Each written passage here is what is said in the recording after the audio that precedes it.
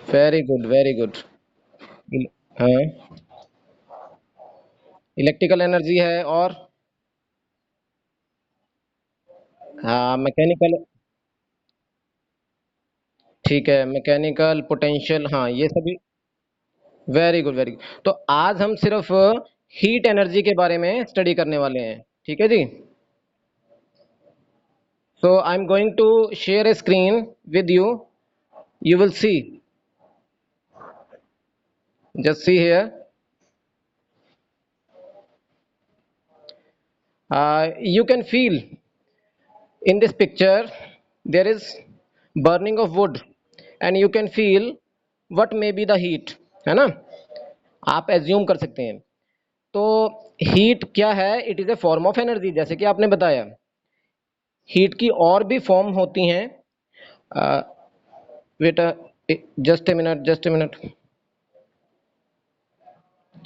हाँ, तो एनर्जी की और भी फॉर्म होती हैं, पर हीट ही एक ऐसी है जिसको हम फील कर सकते हैं। इसको डिफाइन करना हो तो हम कहेंगे it is a sensation of warmth, जिससे हमें गर्मी का एहसास होता है। ये वही एनर्जी है। आप में से किसी एक का फोन अनम्यूट है बेटा, साथ में म्यूट कर लें, साथ के साथ।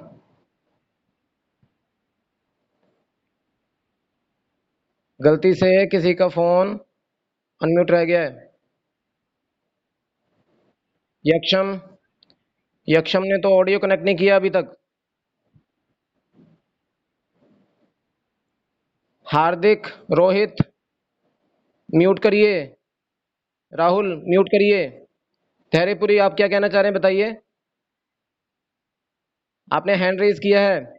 धैर्यपुरी, हैंड डाउन करिए अपना, म्यूट करिए। धैर्यपुरी, सुन पा रहे हैं आप? रोहित, म्यूट करिए। देखिए, मैं नहीं चाहता कि मैं लेक्चर देकर चला जाऊं और आपको कुछ भी समझ ना आए। आप अपने आप को म्यूट कर लें पहले।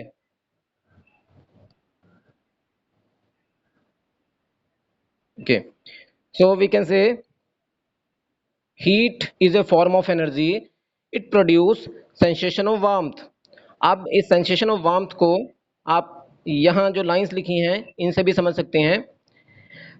This energy travel from hot body to cold body, means दो बॉडी के टेम्परेचर में डिफरेंस होगा, और जो बॉडी हायर टेम्परेचर पे होगी उससे हीट लोअर टेम्परेचर वाली बॉडी में जाएगी। ठीक है जी। अब नेक्स्ट है एसआई यूनिट। देखिए, हम जानते हैं कि जैसे हमारा मास, हमारा जो वेट है, ठीक है, उसको मेज़र करने के लिए एक यूनिट होती है। आप लेंथ को मेज़र करते हैं तो मीटर में या किलोमीटर में मेज़र करते हैं। ऐसे ही हीट को मेज़र करने की भी यूनिट है, and this unit is here, you can see, ये joule. Joule is the SI unit. हम हीट को हमेशा जूल में मेज़र करते हैं, पर कई बार जूल से बड़ी यूनिट भी यूज़ कर लेते हैं, जैसे कि ये है कैलोरी। ओके, और 1 कैलोरी इक्वल टू 4.2 जूल। तो मुझे लगता है मुझे आप में से सभी को म्यूट करना पड़ेगा, क्योंकि कोई एक बच्चा है जो सुन नहीं पा रहा मेरी बात, और उसने अनम्यूट रखा है अपने आप को। ये बार बार कहने पर भी, रोहित, राहुल, मैं पेरेंट्स से बात करने वाला हूँ आपके, ठीक है। And if you have any query, आप हैंड रेज कर देना, उस समय आपको अनम्यूट करेंगे। चलिए, सो नेक्स्ट इज, हम नेक्स्ट टॉपिक पे आए। देखिए, यहाँ आप देख सकते हैं one end of the rod is having fire. तो इस फायर को आप देख सकते हैं। इस फायर से जो हीट आएगी ना, वो इस रॉड पे अपना इफेक्ट दिखाएगी, और ये जो किनारा है, this and will get heated. अब ये जो हॉट एंड है, इसमें से ये पूरी की पूरी हीट ट्रेवल करते हुए कोल्ड एंड की तरफ आएगी। आपने जहाँ से पकड़ा है अभी, ये एंड बिल्कुल ठंडा है, पर थोड़े समय में ये भी गर्म हो जाएगा। आप समझ सकते हैं ये कैसे गर्म होगा? ये ट्रांसफर ऑफ हीट के कारण। और हीट का दूसरा नाम थर्मल भी है। ओके, मीन्स उसका साइनोनिम है। तो थर्मल कंडक्शन कहते हैं इसको। कंडक्शन ऑफ हीट को थर्मल कंडक्शन कहते हैं। तो हॉट एंड से कोल्ड एंड की तरफ थर्मल कंडक्शन होता है। कैसे होता है ये अब थोड़े समय में हम आगे जब पढ़ेंगे तो आपको क्लियर हो जाएगा कि यहाँ एटम्स की वाइब्रेशन जो होती हैं वो हॉट एंड पे सबसे ज़्यादा होती हैं, तो यही एटम आगे वाइब्रेशन प्रोड्यूस करेंगे और धीरे धीरे लास्ट एंड तक वो हीट जाएगी।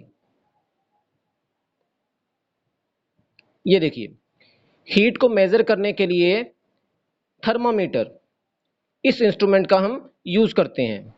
अब इस इंस्ट्रूमेंट में है क्या क्या, देखिए यहाँ पे नीचे बल्ब है और ये जो थर्मामीटर का बल्ब है इसमें अल्कोहल या मरकरी भरा जाता है, ठीक है। वैसे ये लेबोरेटरी थर्मामीटर है तो इसमें हम अल्कोहल भरेंगे।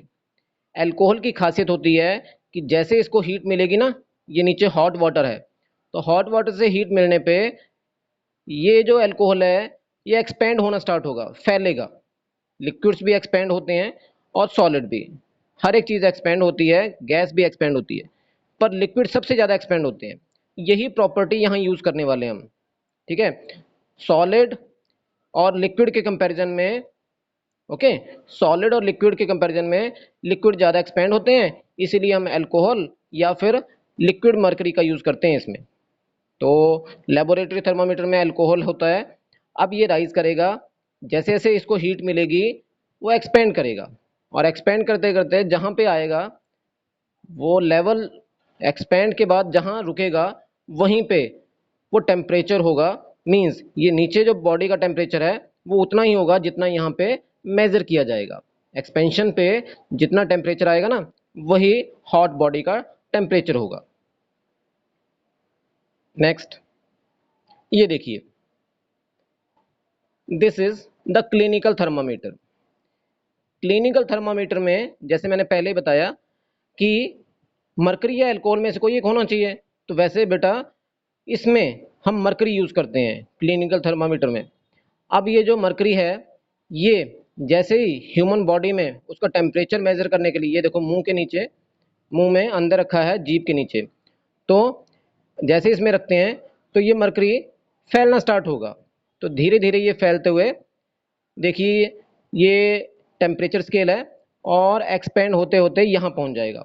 यहाँ भी एक्सपेंशन ऑफ मरकरी, मरकरी का एक्सपेंशन ही हेल्प कर रहा है हमें हमारी बॉडी का टेम्परेचर मेजर करने में, ठीक है। आप यहाँ एक बात ध्यान से देखें, ये जो 35 है ना, ये मिनिमम स्केल यहाँ पे दी गई है। मीन्स ह्यूमन बॉडी का टेम्परेचर वैसे इससे कम जाता भी नहीं है, पर आप मेज़र कहाँ से करेंगे, 35 से लेकर मैक्सिमम कितना दिखाया जाता है, कोई एक बता सकता है?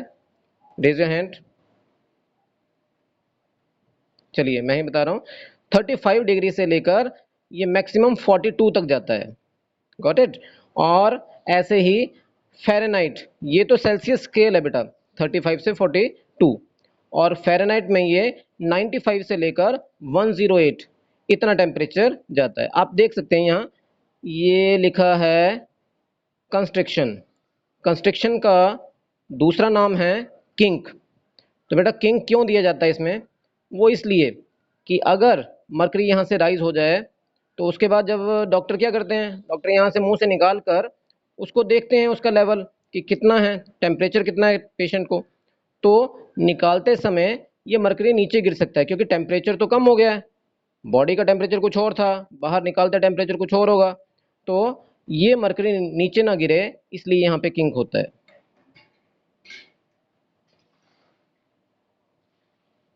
ये देखिए, यू कैन सी क्लियरली ये किंक है, ये मरकरी का लेवल है और ये राइज कर रहा है।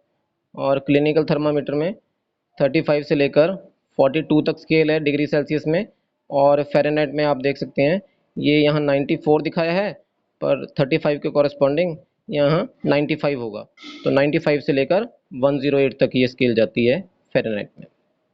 डिफरेंस क्या है, इसमें किंक नहीं होता, लेबोरेटरी थर्मामीटर में कोई किंक नहीं होता और क्लिनिकल में एक किंक होता है। दूसरा, जो लेबोरेटरी थर्मामीटर है इसमें इसमें अल्कोहल यूज़ होता है और इसमें मरकरी यूज़ करते हैं। हाँ, कुछ और डिफरेंसेस हैं इनके, ये देखिए। First difference is that it is used to measure body temperature, human body temperature, ठीक है। और यहाँ पे देखिए it is use to measure the temperature in laboratory या temperature of some other things, means human body को छोड़कर किसी भी और बॉडी का टेम्परेचर मेजर करेंगे। दूसरा, क्लिनिकल थर्मामीटर कैसा है, इसकी रेंज है 35 से लेकर 42, या फिर फ़ारेनहाइट में देखें तो 94 फ़ारेनहाइट भी दिया होता है कई में, वैसे 95 जो है वहाँ से स्टार्ट होता है और 108 तक जाता है, ठीक है जी। और यहाँ देखिए, यहाँ मिनिमम टेम्परेचर लेबोरेटरी थर्मामीटर में मिनिमम टेम्परेचर -10 तक मेजर कर सकते हैं, मीन्स आइस का जो टेम्परेचर है 0 डिग्री या -1 वो आप मेजर कर सकते हैं, ओके, -10 तक। पर यहाँ क्लिनिकल थर्मामीटर से आप वो आइस का मेल्टिंग पॉइंट मेजर नहीं कर पाएंगे। ऐसे ही पानी का बॉइलिंग पॉइंट 100 होता है, वो भी आप इससे मेजर कर सकते हैं क्योंकि ये 110 तक मेजर करता है लेबोरेटरी थर्मामीटर। पर क्लिनिकल जो है वो सेल्सियस में देखिए 42 तक ही मेजर कर सकता है। Got it. आगे देखिए, देयर इज ए किंक, और यहाँ पे लेबोरेटरी में देयर इज नो किंक। बेटा ये आप में से जो गलती से कुछ लिख रहे हैं ना, इसको बंद करिए ज़रा, और या फिर मुझे बंद करना पड़ेगा, आप खुद कर लें। Let me stop all this. आप में से कुछ तो बड़े अच्छे से सुन रहे हैं और ध्यान से बैठे हैं, और कुछ की एक्टिविटी मुझे देखनी पड़ेगी क्या कर रहे हैं।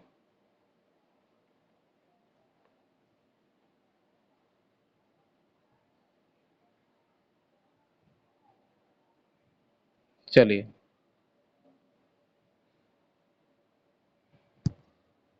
नेक्स्ट इज,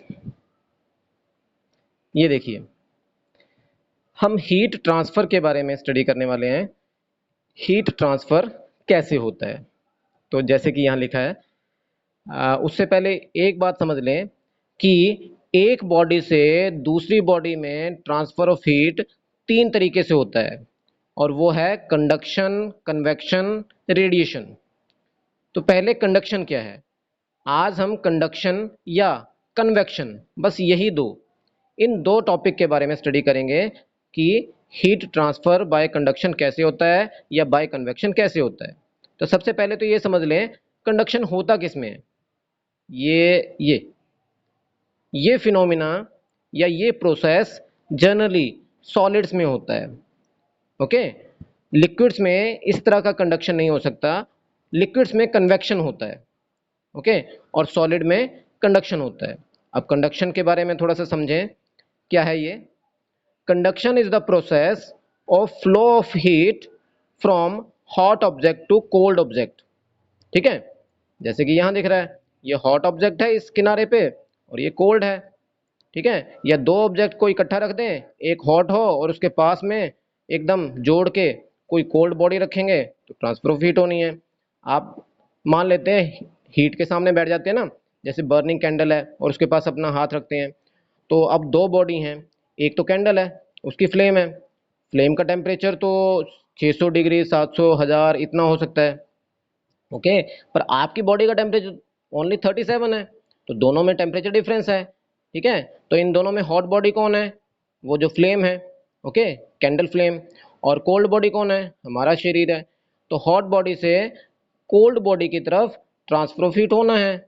अब वो कैसे हुआ, वो बेटा रेडिएशन के थ्रू होता है, क्योंकि हम कभी भी अपने हाथ को आग के ऊपर नहीं रखेंगे, आग से थोड़ा दूर रखेंगे, तो वो थर्ड प्रोसेस है रेडिएशन, ठीक है। उसमें भी ट्रांसफर ऑफ हीट होता है फ्रॉम हॉट टू कोल्ड, ठीक है। कंडक्शन में भी ट्रांसफर ऑफ हीट होता है, पर बस फर्क इतना है, कंडक्शन में पूरी की पूरी बॉडी आपस में जुड़ी होती है, ठीक है। हॉट और कोल्ड बॉडी को जोड़ना पड़ेगा, जिससे यहाँ जो हीट की वाइब्रेशंस हैं वो कोल्ड बॉडी तक ट्रांसफर हो जाएगी। हीट की वाइब्रेशंस पार्टिकल्स की वाइब्रेशंस के थ्रू जाती हैं। आपको पता होगा कि सॉलिड्स में पार्टिकल वाइब्रेट करते रहते हैं, हिलते रहते हैं, ठीक है। जैसे उनको और ज़्यादा हीट मिलती है और तेज़ी से हिलेंगे, जितना तेज़ी से वो हिलेंगे उतनी तेज़ी से वो जो हीट है वो दूसरे किनारे पे जाएगी। तो ये है बेटा conduction, the process of flow of heat from hot object to cold object, ठीक है। पर यहाँ एक बात ध्यान देनी है, यहाँ पार्टिकल्स की एक्चुअल मूवमेंट नहीं होती। जो यहाँ हॉट एंड पे पार्टिकल्स हैं ना, वो कभी भी कोल्ड एंड की तरफ ट्रेवल नहीं करेंगे, बस वो वाइब्रेट करेंगे और एक की वाइब्रेशन दूसरे को मिलेगी। जैसे मान लो ये वाइब्रेट करेगा तो इसके पास जो आराम से बैठा है ना पार्टिकल, वो भी वाइब्रेट होना स्टार्ट हो जाएगा, आपस में जुड़ा हुआ है। तो आपस में जुड़े होने के कारण वाइब्रेशंस आगे आगे जाती है, ओनली एनर्जी आगे जाती है, ना कि पार्टिकल्स आगे जाएंगे। तो हम कह सकते हैं कंडक्शन में पार्टिकल्स एक किनारे से दूसरे किनारे नहीं जाते हैं, पर कन्वेक्शन में कुछ और होता है, उसके बारे में बाद में समझते हैं। सॉरी, आप आप यहाँ पे समझें कंडक्टर्स और इंसुलेटर्स के बारे में। बेटा जिसमें हीट एक एंड से दूसरे एंड तक चली जाए वो कंडक्टर है, और जिसमें ना जाए वो इंसुलेटर है। तो यहाँ आप देखें, the object that can allow heat to flow through them. Okay, तो ऐसे क्या हैं, कुछ एग्जांपल हैं, जैसे कि मेटल्स हैं, ओके, कॉपर है, एल्यूमिनियम है। आपके जो यूटेंसिल्स हैं, जो बर्तन हैं घरों में, वो जनरली एल्यूमिनियम के ही बने होते हैं। तो आप इसको देखें, ये मान लेते हैं एल्यूमिनियम का कंटेनर है। तो जब इसको यहाँ रखा था तो यहाँ से हीट मिली। हॉट बॉडी क्या है, बर्निंग गैस। कोल्ड बॉडी क्या है, ये कंटेनर। ओके, तो हॉट से कोल्ड की तरफ जाएगी जो हीट है, और कैसे जाएगी, बाय कंडक्शन। तो ये कंडक्टर्स हैं। इस तरह के कुछ और एग्जांपल्स भी हैं, जैसे स्पून हैं, और कई एग्जांपल हैं, आप सोच सकते हैं। ये देखिए, ये है इंसुलेटर, वुड है, ये प्लास्टिक का हैंडल है, ये कंडक्टर है, पर इससे आगे ये प्लास्टिक की क्या है, ये इंसुलेटर है। या आपने देखा होगा थर्मोकोल, ठीक है। तो इस तरह के जो ग्लास होते हैं ये स्टाइरोफोम के बने होते हैं, तो ये भी इंसुलेटर्स के फॉर्म में काम करेंगे, ठीक है। आप देखिए, इसमें अगर आप चाय या दूध डालेंगे ना गर्म, तो वो कभी भी फील नहीं होगा कि बहुत ज़्यादा गर्म हो गया ये गिलास। पर अगर वही दूध, आप गर्म दूध किसी स्टील के गिलास में डालेंगे तो एकदम एकदम से गर्मी महसूस होगी कि गर्म हो गया गिलास, ठीक है। तो स्टील क्या है, स्टील इज कंडक्टर, और ये क्या है, ओके, ये सब चीज़ें प्लास्टिक, वुड, थर्मोकोल, ये इंसुलेटर्स हैं। अब हम कन्वेक्शन के बारे में थोड़ा सा समझना चाहेंगे। कन्वेक्शन में बेटा देखो, ट्रांसफर ऑफ हीट ही हो रही है पर कैसे हो रही है, हॉट एंड से कोल्ड एंड की तरफ कैसे पार्टिकल्स एक्चुअली मूव करेंगे। आप इसको ना एक एग्जांपल लेके समझो। पहले तो ये देखिए, इसमें है क्या, यहाँ पे गैस की हीट है, तो ये किनारा बिल्कुल हॉट हो जाएगा, और जैसे ये हॉट होगा, अब ये हॉट एंड है और पानी का जो ऊपर का लेवल है वो कोल्ड एंड है। तो हॉट एंड से कोल्ड एंड की तरफ पार्टिकल्स मूव करेंगे, क्योंकि पानी के पार्टिकल्स तो आसानी से घूम सकते हैं कहीं भी। तो जब ये पार्टिकल गर्म होके ऊपर उठेंगे, ठीक है, तो देखिए वार्म वाटर राइज अप, तो गर्म होके पानी ऊपर गया। और वैसे बेटा जैसे जैसे कोई चीज़ गर्म होती है ना, तो वो हल्की होती जाती है, तो हल्का होने पर वो पानी ऊपर आ जाएगा। अब ऊपर क्या था, ठंडा पानी। Okay, so this cold water due to its heaviness will move down, ठीक है। तो ये प्रोसेस लगातार चलता रहेगा, तब तक चलेगा जब तक सारा पानी गर्म ना हो जाए। तो यहाँ से पानी गर्म होके ऊपर उठेगा, गर्म पानी हल्का होगा, वो ऊपर आता रहता है, और जो आसपास का ठंडा पानी है वो यहाँ आएगा, फिर से वो हीट लेके आगे जाएगा। तो ये प्रोसेस है कन्वेक्शन। तो आप समझ सकते हैं कन्वेक्शन है क्या, it is transfer of heat. इसमें ट्रांसफर ऑफ हीट होती है, और कैसे होती है, by actual movement of the particles. Okay, conduction में क्या था, there was no actual movement of particles, पर कन्वेक्शन में एक्चुअल मूवमेंट ऑफ पार्टिकल होती है। बाकी प्रोसेस तो सेम है, ट्रांसफर ऑफ हीट, दोनों में ट्रांसफर ऑफ हीट ही है। अच्छा, एक बात ये जो है ना, इसको समझने के लिए मैं एग्जांपल दे रहा हूँ। मान लेते हैं यहाँ एक लाइन में, ठीक है, जैसे ये पार्ट है ना, वैसा मैं मान लेता हूँ कि ऐसे ही यहाँ पे एक लाइन बनी है बच्चों की। आप 10 बच्चे बैठे हैं एक लाइन में, और ये जो आग है इसकी बजाय एक बकेट रखी है जिसमें बहुत सारे एप्पल्स हैं। तो अब वो एप्पल आपको एक एक करके दिए जा रहे हैं। तो लाइन में सबसे आगे जो बच्चा बैठा है उसको एक एप्पल दिया, और अब वो क्या करेगा, उस लाइन में सबसे पीछे जाके बैठ जाएगा। ओके, तो उससे क्या होगा, पीछे वाला बच्चा एक स्टेप आगे आएगा क्योंकि सेकंड बच्चे को मिलेगा एप्पल, वो आगे आएगा, सेकंड बच्चा भी एप्पल लेके पीछे जाएगा, तो धीरे धीरे क्या होता रहेगा, सभी बच्चों को एप्पल मिलेंगे और जिनके पास नहीं थे एप्पल वो आगे आकर एप्पल लेकर पीछे जाके बैठ जाएंगे। अब देखिए ये एप्पल क्या है, एक तरह से हीट है। ओके, तो यहाँ पानी के पार्टिकल भी यही करते हैं, यहाँ से हीट लेते हैं, एप्पल की फॉर्म में हीट लेते हैं और पीछे जाके बैठ जाते हैं हाइट पे जाके। ओके, और दूसरे पार्टिकल नीचे आके हीट लेके वापस जाते हैं।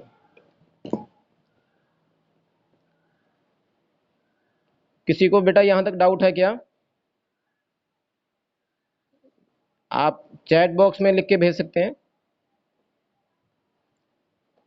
चलिए, बस 2 मिनट में मेरा टॉपिक कंप्लीट होने वाला है, फिर मैं आपसे डाउट लेने वाला हूँ।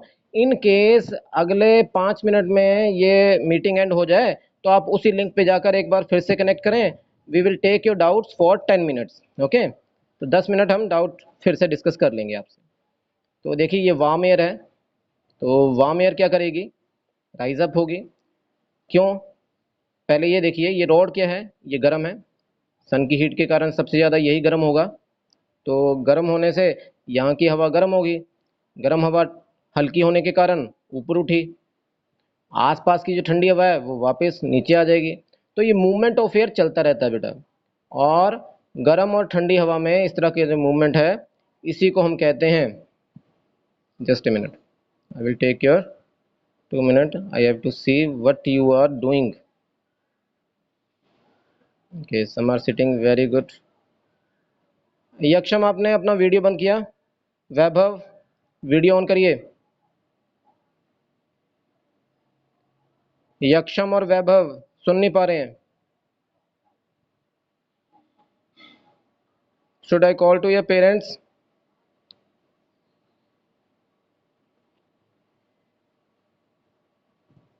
यक्षम, हाँ गुड।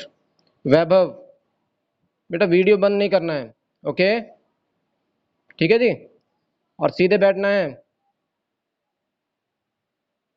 आप क्लासरूम में जैसे बैठते हो ना उस तरह का फील क्यों नहीं करते हो अपने आप? अगर आप ढीले बैठोगे, इस तरह से रहोगे, तो आप क्या सीख पाएंगे?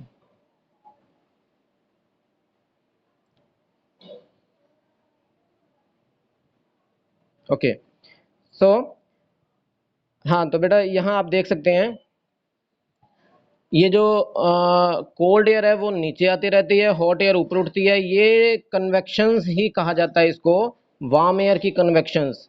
ओके, और इस तरह की जो कन्वेक्शंस हैं वो सी ब्रीज और लैंड ब्रीज में भी देखने को मिलेंगी। ठीक है, आप सी ब्रीज और लैंड ब्रीज के बारे में जब पढ़ेंगे ना, धैर्यपुरी कुछ करना चाह रहे हो, पूछना चाह रहे हो? ओके, तो सी ब्रीज लैंड ब्रीज में भी इसी तरह की मूवमेंट आपको देखने को मिलेगी, पर आप अभी उसको नहीं लेंगे, हम उसके बारे में कल स्टडी करेंगे। देखिए ये आपके सामने जो पिक्चर है, इस पिक्चर में बेटा यहाँ पे वुड को जलाया जा रहा है, वुड से जो गर्म हवा आएगी वो ऊपर उठेगी, डेफिनेटली गर्म तो ऊपर उठनी है, तो ये वार्म एयर की कन्वेक्शन है। और कोल्ड एयर कहाँ से आएगी? विंडो से नीचे की तरफ आएगी। हमेशा ठंडी हवा नीचे की तरफ, ठंडी हवा हो, ठंडा पानी हो, वो नीचे की तरफ आता है, और गर्म चीज़ चाहे वो गर्म हवा है चाहे पानी है वो ऊपर की तरफ जाता है। तो इसी प्रोसेस के कारण आप बड़े आसानी से इस वुड को जला पाते हैं, क्योंकि लगातार उसको ठंडी हवा यहाँ से मिलती रहती है जिसमें ऑक्सीजन है। ओके, और ये बर्निंग होती रहती है। इसी पिक्चर को देखते हुए एक और बात ध्यान में रहना, एसी कहाँ लगाया जाता है? किसी भी घर में एसी जो है वो हाइट पे लगाते हैं। क्यों? सोचो। क्योंकि एसी में ठंडी हवा हवा आने वाली है, और वो जो ठंडी हवा है वो डाउनवर्ड आनी चाहिए, हम भी नीचे बैठते हैं ना, तो वो ठंडी हवा नीचे आनी चाहिए। अगर आपने एसी नीचे लगा दिया तो ठंडी हवा तो नीचे रहेगी, पूरे का पूरा रूम ठंडा नहीं हो पाएगा, और अगर वो हवा ऊपर से नीचे आए तो मैक्सिमम रूम ठंडा होगा। और एक और एग्जांपल ले सकते हैं, जो वेंटिलेटर्स होते हैं घरों में वो ऊपर ही होते हैं, देखना कभी, और इसलिए होते हैं वो ऊपर कि जो भी ठंडी हवा है वो राइज अप हो। ठीक है जी, सॉरी, गर्म हवा राइज अप हो और वहां से निकल जाए।